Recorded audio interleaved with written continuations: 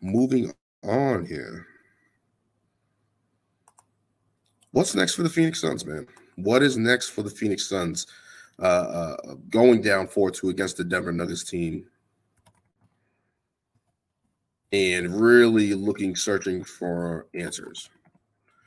And I felt like this was their run of the course there, especially how things ended last season. Losing in Game 7 at home against Dallas in the fashion that they did, turning around and losing to the Bucks in the finals after being up 2-1, I believe. And it was going to be tough this year, especially with all the beef with DeAndre Ayton and Monty Williams. And going into the season, they were right there in the middle of the road team. And it's like, and especially in the Western Conference, with that was hurt, that was hobbled, you thought the Suns were going to be a little bit higher than they were. And they weren't. And that was called for desperate measures. The whole Robert Sarver fallout happens. Matt Ishbia, new owner, and they trade for Kevin Durant. And people felt how they felt about the trade or whatever the case may be. I thought it affected their depth. But it's Kevin Durant. Kevin Durant comes in, he gets hurt, goes down from a freaking wet spot during warmups. And that basically derails any chemistry that they were going to build over the last couple of months. Heading into the playoffs, they get through round 1. They get into round 2. And Chris Paul goes down. I think in game 2. He's out for 3, 4, and 5, and 6. They battle back. They get to 2 wins. Denver takes the upper hand, going back home. And DeAndre Ayton can't play. Rib contusion, which I think is crazy at this point in time, where you just saw Andrew Wiggins have a fractured rib, confirmed fractured rib, and go play. To see DeAndre Ayton on the bench and not even give it a chance, hey, I'm going to leave that alone. Whatever a player's pain threshold, whatever they're thinking of at that time, whatever. But I was going to record this yesterday, and I was a little tired, I'm not going to lie. And all of a sudden, I was like, I'm going to wait. I'm going to wait because I feel like I'm going to have good energy. I feel like I'll be ready the next day. And I'm glad I waited because we got broken news that Monty Williams was fired. 2-time coach of the year, Monty Williams was fired by Matt Ishbia. And people were saying, hey, this is wrong. People are surprised. And I'm like, I'm not really surprised. There's something like to be said about, I don't want to say it's new owner syndrome, but what I want to say is new boss takeover. When you come in taking over and that's not your guy that you hired, you're going to want to hire your own guy. That's the first thing that I thought about with Monty Williams. I thought he was on the clock before. When the sale happened, I'm like, if he doesn't have a deep playoff run this year, he could possibly be fired. I could see them moving on from him. I really saw that, and I thought the writing was on the wall. Not only because of the new owner, the way things ended last season and the manner that it did. There's something about players' effort, of course, as well. People are saying that it was COVID, whatever the case may be. They got blown out at home. And to go to the finals and then only lose in the second round, especially after the success they had, the number 1 seed, 64 wins, all of that. To turn around and lose the way they did left a sour taste in their mouth. It wasn't going to be favorable the next season, right? Like, I thought he was going to have a great season. They finished middle of the road, and even with the trade with Kevin Durant, at that point in time, they were in the middle of the road of the Western Conference. That's with multiple guys there. That's with the beef with DeAndre Ayton, especially that started last season. You didn't speak to DeAndre Ayton over the course of the offseason. You come into this season, still the same attitude, still the same role, and that has not been ironed out. You continue, you go throughout the season. Mikal Bridges, Cam Johnson, 2 pillars of your team gone, right? Like the hard workers, the defenders, the 3 and D guys that stretch the floor, gone for Kevin Durant. The depth of that team is gone. But when you trade for Kevin Durant, there's title expectations. Cool. I understand that. He got hurt, he got the wet spot. They weren't able to build chemistry. And it just felt like throughout the playoffs, Chris Paul going down, DeAndre Ayton playing lackluster still. And you have Devin Booker and Kevin Durant. And I just felt like that was a way for them to restart, right? I felt like this was going to be the reset button for the Phoenix Suns, right? To start this revamping of retooling. Hey, we lost in the semifinals twice. Monty Williams really not my guy. He's not blending well with the players. I feel like he's falling on deaf ears a little bit. Let me make a trade. Let's move on from him. Let's go our separate ways. And people are surprised by this, but I'm like, with all the turmoil that was going on between him and DeAndre Ayton, the way they lost last year, the turbulence of this season, even though trading for Kevin Durant is the right move for the Phoenix Suns, I don't know if Monty Williams is the right coach for the Phoenix Suns moving forward. Now, does that mean he's a bad coach? I felt like there were times when he was stubborn. I felt like there was times when he needed to be a little bit more innovative with the offense, get the ball out of Chris Paul's hands at times, but that's tough. And I just felt like some little things were wrong there that were underlying where it was like they need something a little bit more of a cut above. And unfortunately, Monty Williams is just another coach of the year that has been fired recently. Coach Bud, Mike D'Antoni, Frank Vogel, that have either been to the finals, won championships, been to the conference finals, had a lot of success building wins, and have been kicked out of their franchises, right? Have been let go by their franchises. Monty Williams is the latest casualty of that. Now, I don't know what stories are going to come out over the next couple of days and stuff like that, or anything's underlying between that says about Monty Williams, but he will be coaching back in the NBA. I believe that. I think he's a good, solid coach. I feel like there's some things that he needs to improve on, kind of similar to Mike Brown, right? And I think this might be in the kind of the same situation as Mike Brown a little bit, right? Like you were coach of the year, had these high winning record seasons, overachieving, and then you end up falling short. And it's like, obviously, you're not going to be that guy for this team. Moving on, he went to Golden State and learned some things there and was able to boost his offensive IQ. And I thought that was something that Mike Brown desperately needed to do because on the defensive side of the ball, he's all right. On the offensive side of the ball, he wasn't all the way there of where the modern NBA needs to be. Monty Williams, I think, needs to just realize that he needs to elevate that a little bit, be a little bit more. And it's funny because when he was hired, he was looked at as a player's coach, right? Like a guy that can relate to the players and get the most out of his players. And you saw the development with Mikal Bridges. You saw the development with Cam Johnson. You saw the development with other guys around the league in their roles getting better, and especially with Devin Booker, right? So I don't think that's an indictment on him that he's not going to be able to coach again in the league. I don't think that's the case. I think he's going to find another job relatively soon. I'll say within a year, by next year, he should be coaching in the NBA again. So hopefully that is. Let's continue talking about the future for the Phoenix Suns here. They got the core Devin Booker, Kevin Durant. That's what it should be, Kevin Durant. So hold on one second.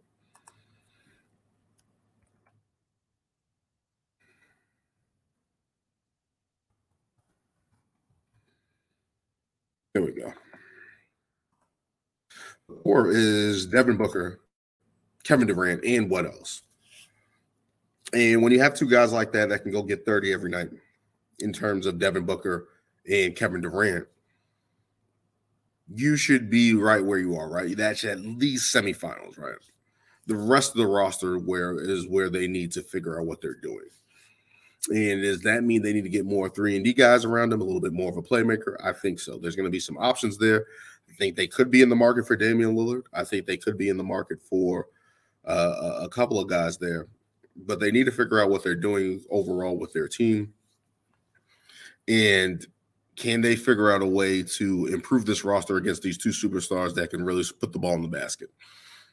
And Kevin Durant has been willing to do everything as he gets older, especially defending, protecting the rim, things of that nature, things that are outside of his game that we haven't really seen since Kevin Durant left Golden State. So to see him actually do that and put that on the sleeve, you have to try to win it right now. You can't wait, right? Whatever the history of Kevin Durant's injury history, of course, Chris Paul's injury history, and where this franchise is, especially on the Devin Booker, where he's on the cusp of taking that next step, you need to start trying to win right now. So I can understand where the firing of Monty Williams right there, right? Like you can understand, like, yo, we need to get somebody in here that can fit the pulse of this team right now, that can continue to build this team right now with Kevin Durant, with Devin Booker, and move on to the next step. How is that going to factor in moving forward?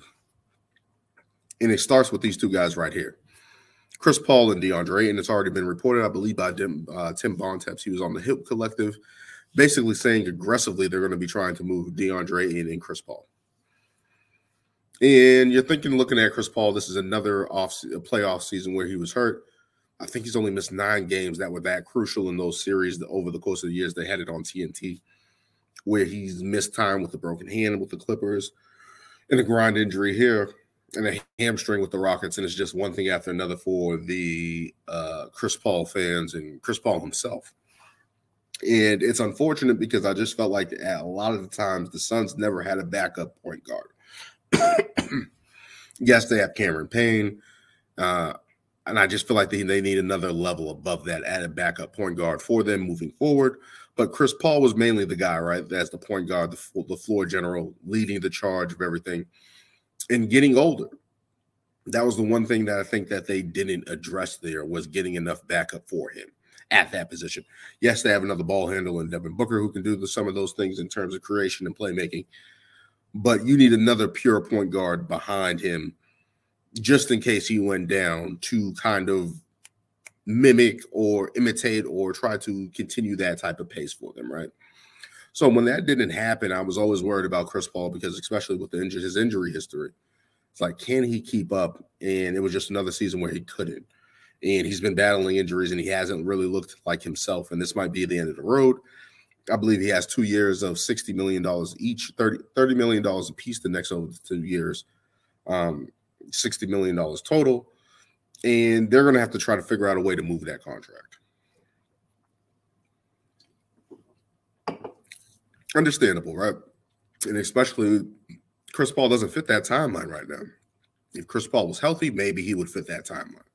But not being healthy, being older, a miniature guard at his size, at this point in time, I can see the Phoenix Suns easily trying to trade him. I understand the move as a franchise trying to continue to win and make it forward. That could backfire, right? Like they could end up making the wrong trade and making shit more worse, making shit bad. And we've seen teams try to do that, make another trade and try to do that. We've seen it in Brooklyn. We've seen it with Golden State. We've seen certain teams do it and it not pay off. So now to the side of DeAndre Ayton, who I was a big fan of when he was drafted. I thought him and Devin Booker would be a good pairing. And he has disappointed, really has disappointed after that first year. And then coming into that second year, you figured Chris Paul would be able to take him to the next level, right? Especially working as a big man. But over that time, we saw Devin Booker's offense create. We saw Mikal Bridges take another step. Cam Johnson take another step. Chris Paul really become the clutch player that he was able to build over the last couple of seasons. And DeAndre Ayton kind of just faded into the background, right? Basically 14-9, not really being aggressive, being lost at times, disengaged. And then we saw what happened last year with him and Monty Williams going at each other and really looking bad. And that was like, I was just thinking all that time, like, they just need to revamp and just find ways to get him involved early in the game, get him being aggressive, and get him to be dominant on the glass where he needs to be a little bit more engaged defensively. And you just saw everything going on, and you were wondering, what's he going to be able to take that next step to the next level and be that guy for this team that they desperately needed him to be? And over time, it just wasn't it. And this might be his final season in Phoenix. I believe there was a whole contract dispute and stuff like that. He got the friendly max deal, I think $133 million on 4 years. So you're like, okay, he's at least secure with that money, right? But there's still bad animosity between him and the organization and him not signing. I believe they said that Robert Sarver was hesitant to give him that money. Robert Sarver has a history of being cheap, whatever the case may be. But the beef with Monty Williams just never sat right. And the fact that nobody spoke on his behalf to try to iron that out on his side, saying, hey, and DeAndre Ayton's a good kid. He's going to be all right. He just needs to work on this and that. To see that never materialize in the media, materialize anywhere, was alarming. And I was like, okay, something's going on here. But I still believed in DeAndre Ayton. And then these playoffs happen. There's not many people that's going to stop Nikola Jokic, but when he's dropping a 30-point triple-double on your ass, there's got to be a little bit of a pride factor there that takes over and says, yo, I'm at least going to bump this guy. I'm going to get a technical. I'm going to do something. I'm going to do something to help my team, or at least help myself look all right. And for DeAndre Ayton to go in there and get his ass kicked repeatedly, I was like, yeah, this guy's out. Mentally, he's not there. Physically, he's not there. And what I thought he was supposed to do, what I thought he was supposed to be, he wasn't. He wasn't, and that's clear. And the future of these two guys that I like as players, Chris Paul, again, point guard, one of the Hall of Fame, first ballot Hall of Fame, no question. Nobody's questioning that. One of the best ever at his position. To be in this situation where it's like, yo, you had another chance at it. You had another crack at this window here of this championship opportunity, and it's gone like that. That's tough for him, and that's really tough, and I don't know where he's going to be. I don't know if there's going to be a buyout or whatever the case may be, but hopefully he can land on a team and be in a situation where he has another opportunity to win and actually prove people wrong. Hopefully not the Lakers. As for DeAndre Ayton, I'm not going to lie to myself. I've waved the white flag on him, especially on this team where they needed his services, where I thought he can be impressive, and he's really shit the bed in that regard. Now, let's not lie to ourselves and act like NBA teams aren't going to want him. DeAndre Ayton, 7 feet. He's 250 pounds. He's roughly 15, 16, and 10. Teams are going to want that. And on this friendly deal that he has this max for 4 years, over $133 million, again, that's a favorable contract around the league. I could easily see him in Dallas, where they can trade him for Phoenix can trade him for pieces, more 3-and-D guys around him, take those guys away from Luka and put them with Kevin Durant and kind of piece that all together. I can see him going to Portland. Maybe Nusif Jurkic comes in, whatever the case may be. I can see those guys being avenues of success for him. Even maybe Miles Turner in Indiana, where they were trying to do that. Actually, he just signed there. But I can still see them trying to do a deal because I believe Indiana was one of the teams that signed him to offer sheet. Could Brooklyn be in the table? Could Miami revitalize him and pair him with Bam Adebayo and kind of have a pairing there?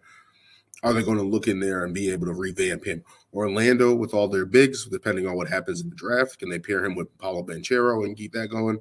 We'll see. But I feel like this is not the end of the road for these guys as well. And I feel like there's going to be opportunities for them to turn around the narrative on themselves, right? Like DeAndre Ayton can go somewhere, change the scenery, and revitalize his career. Chris Paul can finally put that nail in the coffin on the championship run that he's been looking for and try to get there. He's already a Hall of Fame. He's already a Hall of Fame player, first ballot, one of the greatest point guards of all time. Can he add that championship to his resume is the question. And that will remain to be seen. But that will do it for episode 48 here. This was a good one. Moving on to games 7 with the Celtics and Sixers on. I can't wait about that, and that will be a conference preview talk there, as I will try to have a guest on Monday and try to get a prep talk for the conference finals, as Miami in the Eastern Conference has already advanced and beat the Knicks. We'll also talk about that. But the Nuggets and Lakers are already going to be starting. That's going to be starting on Tuesday, I believe. So we'll see what happens with that. But we'll be getting back into the GOAT bracket as we're in the Final Four in our GOAT bracket. So check out those videos on Soapbox Network and Ring Takes playlist that we have a bunch of lists, and you can see how we went through it and picked all our guys there and had the voting process and going through that. I've been asking a lot of people on this and trying to figure out who they like and the reasons why. I've been watching a couple matches. I'm going to continue to watch matches throughout the weekend. But as that continues, until we get back to basketball and hopefully pick this up back up on Monday, hopefully the episode will be back on Tuesday. That'll be episode 49 as we look at the conference finals for the NBA playoffs. And that will do it. I'm Daniel Daly, and see you next time.